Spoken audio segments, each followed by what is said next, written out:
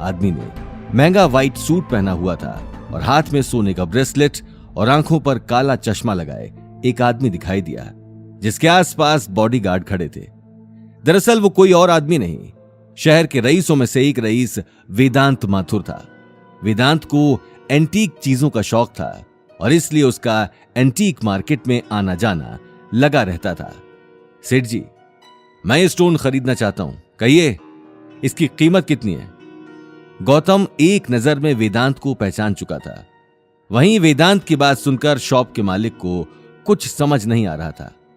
अरे हुकुम, थे तो काढ़ाने वाले थे और मने तो थाड़े वास्ते बढ़िया से बढ़िया चीजें अलग काढ़ रखी हैं। थे भी काई टूटे स्टोन माड़े। मैंने कहा ना, मुझे यही स्टोन चाहिए, तो मतलब यही स्टोन चाहिए। ये लो पैसे। वो मुस्कुराकर बोला। यह कहते हुए वेदांत ने अपना पर्स निकाल लिया, लेकिन इससे पहले वो पैसे देता, गौतम आगे आकर उसकी आंखों में देखने लगा। सॉरी सर, लेकिन ये स्टोन बिक चुका है। मैंने आपके आने से पहले इसे खरीद लिया है। शायद तुमने वो बात नहीं सुनी कि जब तक आदमी दुकान से ली हुई चीज की कीमत नहीं चुका लेता, तब तक वो चीज उसकी नहीं होती। और तुमने अभी तक इसके पैसे नहीं दिए, इसलिए इसे मैं खरीद रहा हूं। सेठ जी, कीमत बताइए स्टोन की। अब मैं कहीं बताऊं, ये तो यहां आदमी। ठीक है, ये लीजिए, ये 2000 हैं।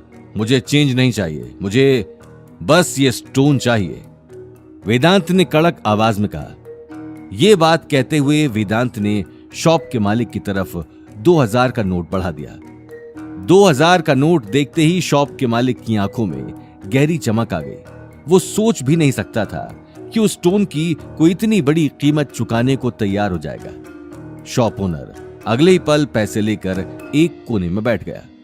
गौतम ये देखकर हैरान रह गया। वहीं वेदांत ने मुस्कुराते हुए अपने गार्ड्स को इशारा कर दिया। बॉयज, स्टोन ले लो। सर, आप ये ठीक नहीं कर रहे हैं। मैं आपसे पहले ही इसे खरीद चुका हूं और आप मुझसे जबरदस्ती नहीं ले सकते। तुमने खरीदा है? सीरियसली? क्योंकि मैं यहां बहुत देर से खड़ा होकर तुम्हारी बार्गेनिंग देख रहा था। तुमने तो अभी तक इसके पैसे भी नहीं चुकाए, तो फिर ये तुम्हारा कैसे हो सकता है? शॉप का माहौल गर्म हो चुका था। गौतम और वेदांत में से कोई पीछे हटने को तैयार नहीं था। यह देखकर शॉप का मालिक गौतम को समझाने चला आया। कहीं करियो है भाया, एक काम कर, ये 2000 तू राख ले। पर मारी दुकान मड़े तमाशा तो मत कर। वेदांत सेठ नाराज हो जाएगा तो या स्टोन वेदांत सेठ ने दे दे। ऐसे कैसे दे दूं?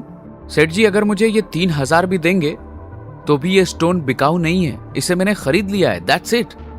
गौतम ने एक झटके में मना कर दिया, लेकिन 3000 की बात सुनते ही अनिल खुशी के मारे खड़ा होकर आगे आ गया। वहीं देखते ही देखते शॉप के चारों तरफ लोगों की भीड़ जमा हो चुकी थी। शॉप का मालिक आसपास खड़े लोगों को देखकर अपने सिर से पसीना साफ करने लगा। मारो काम थणे समझाना छू, आगे थारी मर्जी भाया। ये बात कहते हुए शॉप का मालिक अंदर जाकर बैठ गया। वहीं वेदांत अब तक गौतम की आंखों में देख रहा था। ये स्टोन तो तुम्हें देना ही पड़ेगा, अब चाहे तुम्हारी मर्जी हो या फिर नहीं, क्योंकि वेदांत को जो चीज एक बार पसंद आ जाती है, फिर वो चीज या तो उसकी होती है या फिर किसी की नहीं। मैं ये स्टोन नहीं देने वाला, चाहे फिर तुम कुछ भी कर लो, वेदांत फिर बोला। यह बात सुनते ही वेदांत ने अपने बॉडीगार्ड को इशारा कर दिया। बॉडीगार्ड ने इशारा देखते ही गौतम के चेहरे पर एक जोरदार घूंसा मार दिया। घूंसा इतनी तेज था कि गौतम को कुछ वक्त के लिए होश नहीं था। गौतम को जमीन पर देखते ही अनिल घबराहट के मारे अपने आसपास देखने लगा। उसके सामने लंबे चौड़े बॉडीगार्ड खड़े थे, जिनकी आंखों में गुस्सा साफ दिखाई दे रहा था।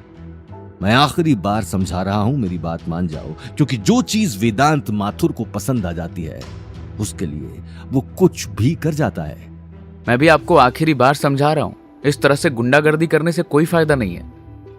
आपके मार्केट में अच्छा नाम है। सोचिए, इतने छोटे से मार्केट में किसी मामूली आदमी के साथ लड़ने पर लोग आपके बारे में क्या सोचेंगे? ये बात कहते हुए गौतम उठकर अपने कपड़े ठीक करने लगा। ये कहना गलत नहीं होगा कि उस बॉडीगार्ड के पंच का गौतम पर कोई असर नहीं हुआ था, लेकिन गौतम की बात सुनकर वेदांत की आंखें गुस्से में लाल हो चुकी थीं। आगे की कहानी जानने के लिए देखिए अगला एपिसोड सिर्फ पॉकेट एफएम के यूट्यूब चैनल पर और रॉयल वारिस के सारे एपिसोड्स को सुनने के लिए डिस्क्रिप्शन में दी लिंक से डाउनलोड करें पॉकेट एफएम ऐप।